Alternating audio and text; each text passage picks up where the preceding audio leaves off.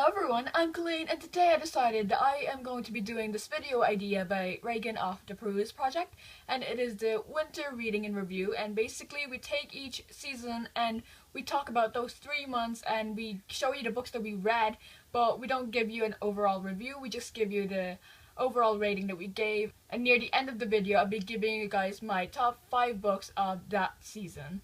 So let's get started with December.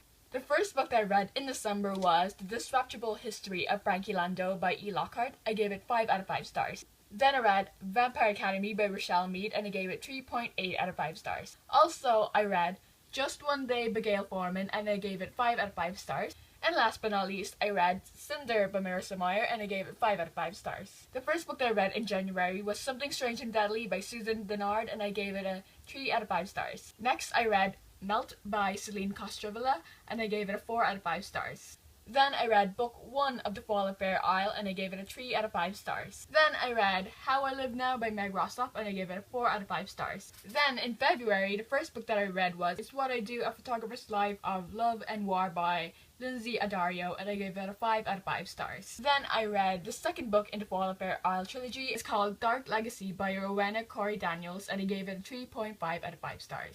I read Insurgent by Veronica Roth and I gave it a 4 out of 5 stars. Then I picked up The Time Traveler's Wife by Audrey Niffenegger and I gave it a 4 out of 5 stars. We finished The Great Gatsby in school and I gave it a 4 out of 5 stars.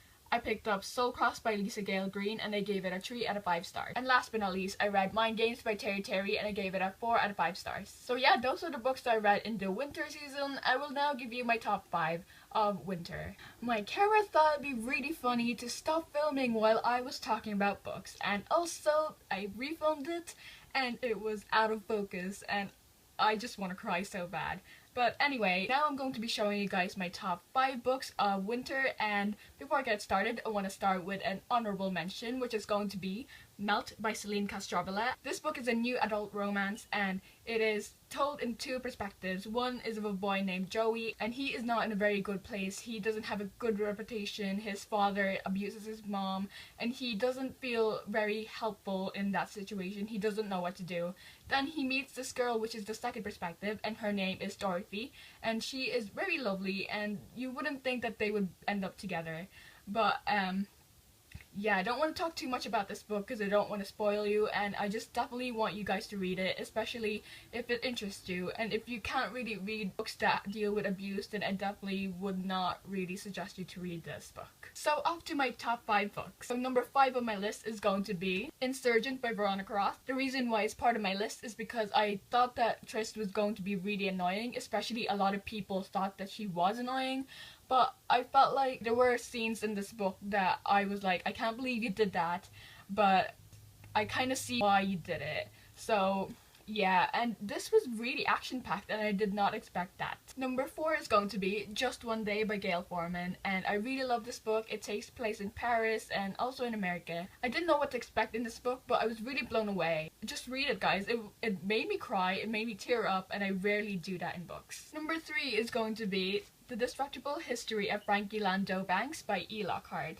And I really like this book. It is set in a boarding school and it has some elements of feminism in it. And the reason why it's in this list is not only because I love the story, but it's also because I love E. Lockhart's way of storytelling. Cinder by Marissa Meyer. This is the first book in the Lunar Chronicles, and this follows a girl named Cinder, and it is a fairy tale retelling of Cinderella. She is a cyborg and it's a sci-fi fantasy, I guess, and it is set in New Beijing and I love it and I can't wait to continue on with the series. And last but not least, number 1 on my list is going to be It's What I Do, A Photographer's Life of Love and War by Lindsay Addario. If you guys have watched my February wrap-up, then I will link that below, but you would probably know that I really love this memoir. It is Lindsay Addario's memoir.